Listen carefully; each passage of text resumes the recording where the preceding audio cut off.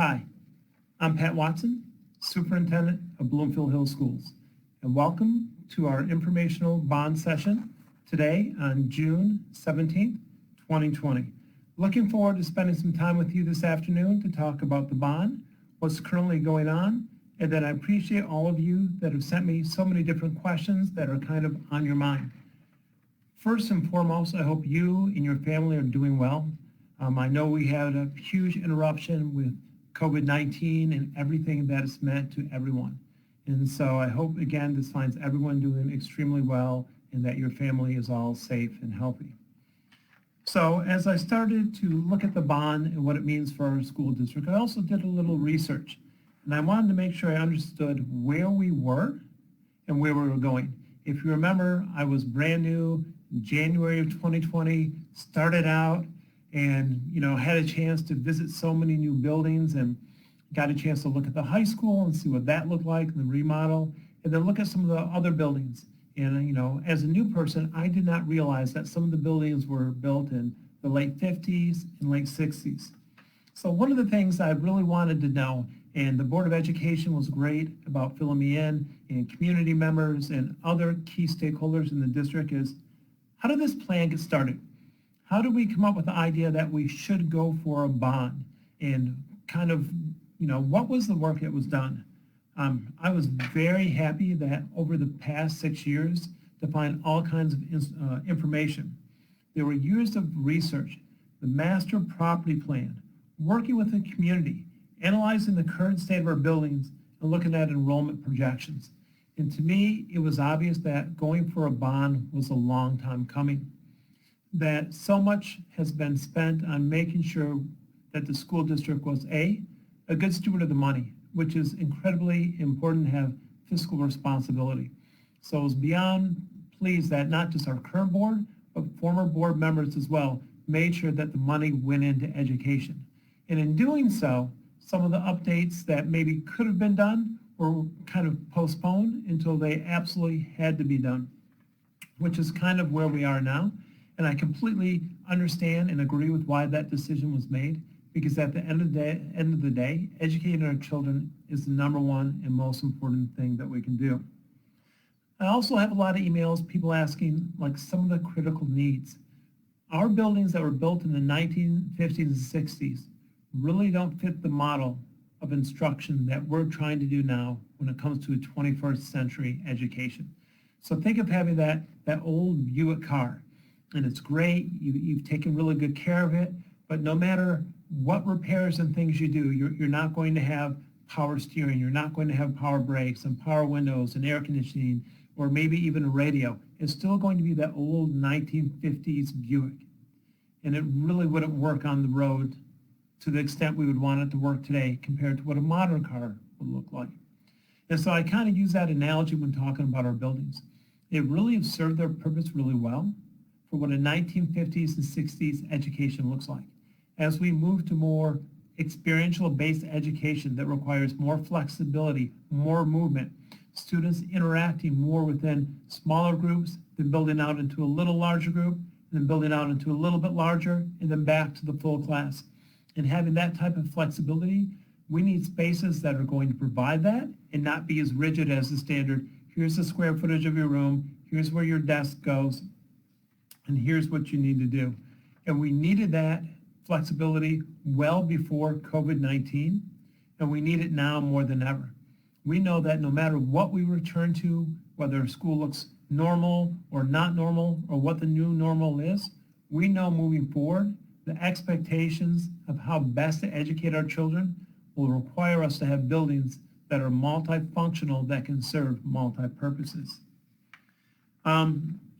Also, another thing that was really important to me was hearing from the community about some of the safety needs within the bond and providing safety features, whether it's the Sally Port at the elementary school, whether it's being able to have people check in a certain area so that it's more of a secure entrance with maybe showing a driver's license, or having the ability to close off parts of the building that maybe were open before or a little more accessible than they used to be. And also part of that safety we don't always think about is creating spaces where we can house not just our counselors, at the middle school, but our school psychologist, our social worker, really having a wing where all of our support together is in one area, as opposed to in some of our buildings kind of spread out. And that would be another important piece. There are also other things that really, really excite me about this bond. When we talk about our special needs students, we have a chance to redo our special education department to the point where we can be leaders not just in Michigan, but throughout the nation. As part of this plan, it allows us to create a sensory room for our students that are special needs students. It allows us to create therapy rooms and have ADA compliant, playground equipment. So when we talk about really being a leader in equity, what does that mean? That means we're willing to step outside the box. That means we're willing to do things that other districts may not want to do to make sure we can meet the needs of all of our students. And by having a sensory room, a therapy room, equipment, playground equipment that is ADA compliant, that really lets us start to take the lead when it comes to how are we going to be leaders in everything we do? How are we going to make sure we just don't talk about equity? And don't get me wrong, it's a great buzzword. You hear it all the time. We need equity with this, equity with that. And a lot of times, in my opinion, words are like thunder. They make a lot of noise, but they really don't do a lot. And so we need to make sure with this bond that we do exactly what we've set out to do, which is provide an equitable education for our students throughout Bloomfield Hills, which is the expectation that you have as parents. Another question, and this one I've really spent a lot of time talking about. We talk about when's the right time to go for a bond. And originally we were going for the bond and it was going to be on the May ballot. And out of an abundance of caution, we pulled it off. We pulled it off because of a concern of asking volunteers during a pandemic to go into a facility to open envelopes that have been licked and handled by other people and maybe not be able to social distance. We felt it was not the appropriate time. Now, we know some other districts went in May, and that's great. There were 15 in the state of Michigan, all 15 passed. We also know that other districts went in March. We know Birmingham passed a bond for close to $200 million in March. We know the Pontiac School District passed a bond for $147 million in March, with a 75% community that said, yes, this is something we want to invest in. I compare going for a bond to the first time my wife and I had a conversation about having a child. And we were looking for that magic age. I thought maybe 35, maybe 40. My wife said, that's not going to be the way it's going to work. We need to have a child before that. And then we tried to make sure, well, what about our finances? And what about our jobs? And the point I'm trying to make is there really is never the best time or a good time. So why still go in August is the question I've had. And I appreciate that question. The reason is because these are things that need to be done. We can't continue to kick the road down. It's imperative now. We owe it to our children today, tomorrow, in the future, to make sure that we set up Bloomfield Hills School District so that our facilities are capable of the next 30 years of maintaining what we need to maintain. And by putting it off even longer, there's still no guarantee that a year, 2 years, that it's going to be a better time.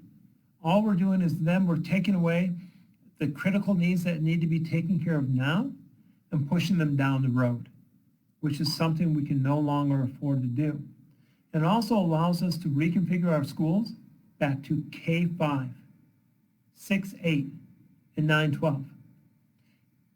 And so people have asked me when that came out, so Pat, you're new. Help me understand why we made the decision to kind of go to K3 or K4, and now why you want to switch it back. So I was very happy to see the documents that were left for me from the last two superintendents, actually two, almost three, regarding some of those decisions. And a big part of it was that fiscal responsibility, making use of what we have. How can we leverage the buildings we currently have so that we don't need to go to the community and ask for another bond? So this bond is something that could have been easily put forth to the community well over a decade ago and have a renewal right now. And that's part of the configuration of why it was K3 or K4. And there are some other benefits, but when you look at the research and you spend the time to really talk about and look at what would be best overall, it's going back to that K through 5 alignment, that 6 through 8, that 9-12, that allows all of our teachers to then collaborate within that same grade band with the same type of mindset of being in an elementary building, of being in a middle school, of being in the high school. And it allows for different leadership opportunities for those students to exist that they may have not had before. And so now is definitely going to be the best time to do it. And I have other questions that come about, and again, appreciate all the emails. What happens if it doesn't pass? And I don't want to sit here as a new person and say, you know, the sky is falling and Chicken Little and all these things are going to be going on. But I do want to be honest, and I do want to be upfront about the reality. We know there is going to be some budget cuts to funding in the state of Michigan. And let's even say for some reason it doesn't happen. We know that the funding we receive will never cover the cost of inflation for schools. It's just not something the state of Michigan's been able to do since Proposal A in 1994.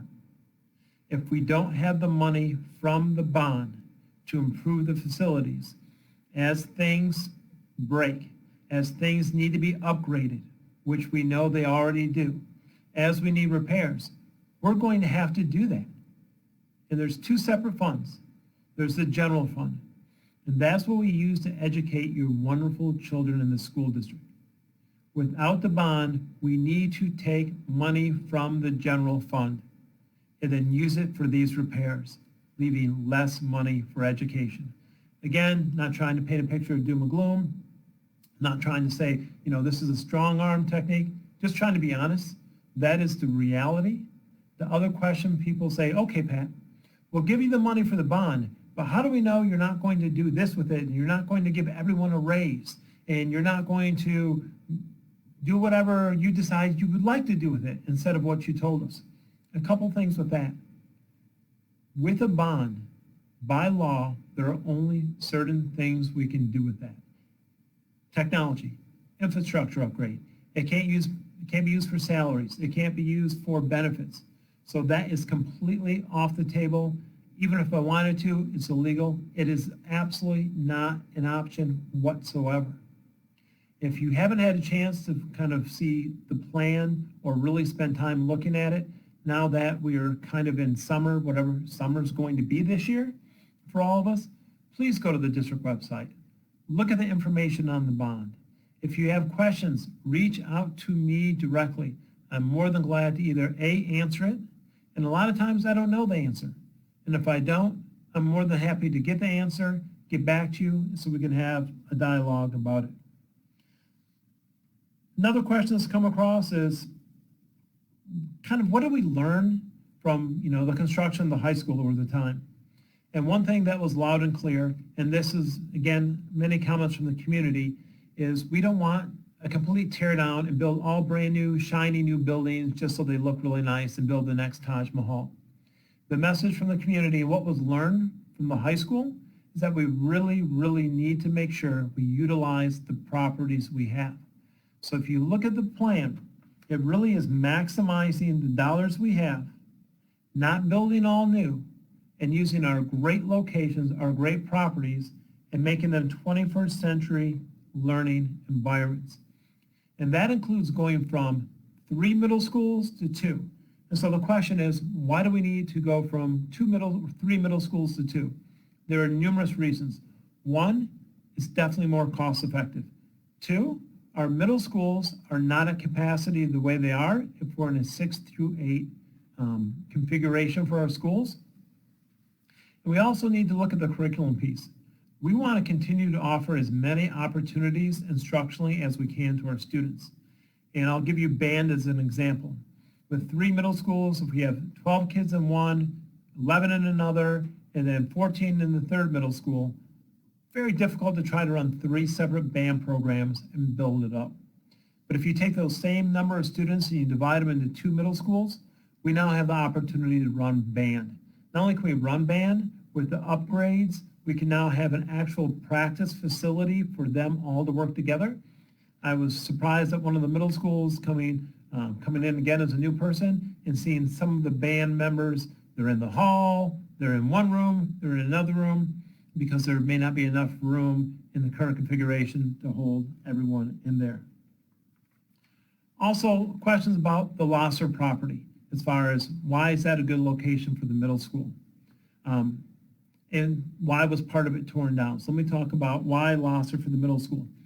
Location, location, location. So the footprint and the location of the Losser site is ideal to have a new middle school. One of the first questions I had when we talked about this bond was, where's the classrooms that used to be on the back of Losser? Those are gone. Are we now just reinvesting in something we took down that maybe we should have kept? I was glad to find out, I was glad to learn, I was glad to be educated on the fact that those classrooms in the condition they were in would not have been suitable to keep and use if it was ever repurposed for educational purposes again. And by taking them down now, we saved the money of what it would have cost to take them down later, and we saved the money as far as the cost of heating and cooling. And I thought those were all really important things.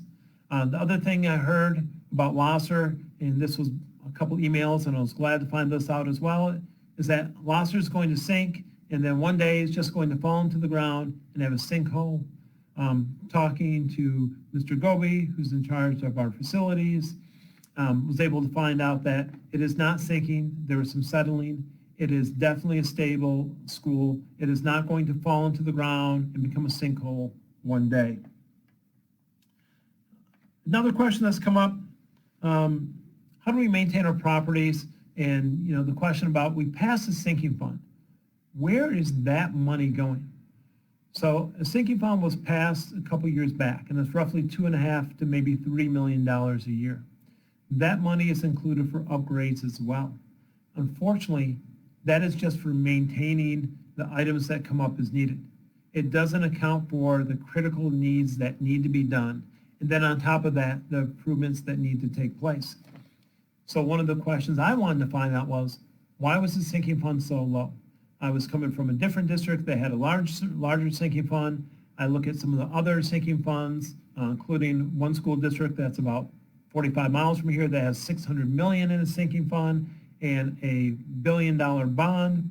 Again, the idea was, we don't want to raise taxes if we don't have to.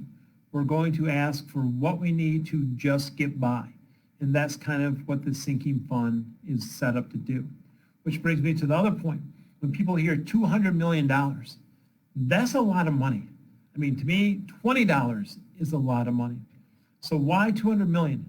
Are we really trying to have, again, put caviar on every table, or, have, classrooms that have all the bells and whistles and everything's going to be brand new?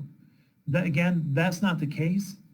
The case is $200 million is really what is needed to get done some of the bare bones, what we need to get done. It could have easily been well in excess of that. Without a doubt, it could have been $280, $300 million if there had been community want or board want to include some other amenities. But again, that wasn't the case. And so another question I received that I want to address is, why is it at a school district like Birmingham, they're able to pass the bond and their taxes don't go up? Why are you making it so my taxes have to go up? I think it's important to understand that, speaking of not just Birmingham, but other school districts that renewed a bond where your taxes didn't go up, that's because those community members have already been paying that money. These are not new funds. It's a renewal of a current fund. Outside of the high school, the Bloomfield Hills community has been asked very few times to actually vote yes on a bond, if you look at the history going back to the 60s. Therefore, because there wasn't another bond to renew, because it's new money, it does account for a tax increase of 1.8 mils. And I know for a lot of people, that's a lot of money. And it really is going to make a difference. But this is an investment, again, not just for today's kids, but for tomorrow's kids and future generations. The way our buildings are set up and what we have right now is a multi-generational problem that's going to take a generation of people saying yes to the bond to make sure we have the opportunity to move forward. What else? Some of the other things people have asked me, what are some of the other big things about the bond? I look at the upgrades at the Nature Center, I look at the upgrades at the farm, and I look at the opportunity we have here to build community.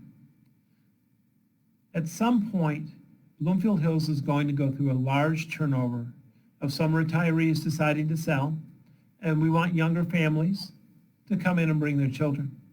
And people are looking at amenities. When I look at the competition, when I look at Troy, Birmingham, West Bloomfield, Northville, Novi, Rochester, look at the parks they have. Again, many of you know, I've told the story, I grew up in Ann Arbor, and everywhere you turn, there was a park and green space to go. Our schools provide the majority of those green spaces. This bond also updates some of our most important assets in the farm and the nature center. It allows more accessibility for our community to get out, to enjoy the fresh air. I never knew how fun just a normal walk could be until we were all on quarantine. Then, you know, my poor dog got worn out because he got more walks at 15 than he's probably had in the past 8 years. But again, those type of amenities, the ability to have outside and green spaces are all things that are going to be very, very important to what's going on in the community. The other question I'd like to address in the few minutes we have left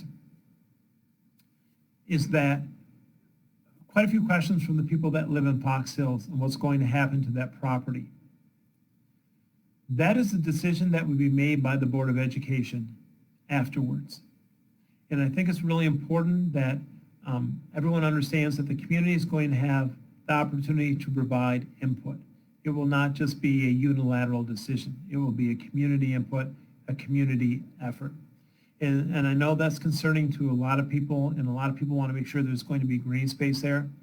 Understand that part of Fox Hills is deeded, so it can only remain green space. It can't be anything else. So that portion, if you want to know exactly what part that is, I don't remember off the top of my head, but if you email me, I'm more than glad to get you the documents about that. So that kind of wraps up the first part of what we're going to do with our Facebook Live series. I look forward to our next time. I also plan to have some featured guests.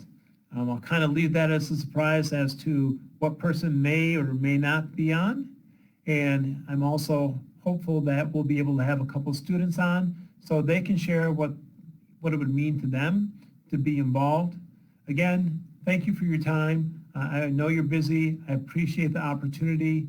If you have any questions for me that you would like addressed individually or privately, or information that would better serve you, if it's not on the website, go to bloomfield.org.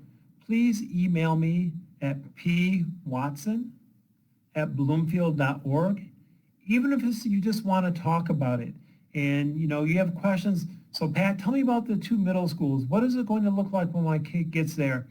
What can I expect? What is the benefit of this? I'm more than happy to either have a Zoom call, a phone call, WebEx. If things change, we can meet in person. I would have the preference of meeting in person. But no question is a bad question. I know we're asking a lot of the community, but this is really going to leverage the next 30 years of education and make Bloomfield Hills even more of a destination than it is now. And we really want to make sure we're going to do what's best for kids. And I always tell people all the time, and I didn't make this up, but it's something I really believe in. When you know better, you do better. And we know that we're at that critical point where we have to upgrade our facilities, and time is of the essence. And so it needs to be done now. And we all know that there's no ideal timing for anything, whether it's getting a new job. Like I said, I started in January. I expected to come in, meet a lot of people, just kind of learn the community. And then March came around, and one day I heard, oh, schools might close. The next day, we've been closed.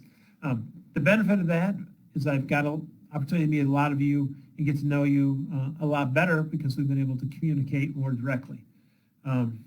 So until our next Facebook Live event, I appreciate it. Have a great day, and I'll talk to you later. Bye.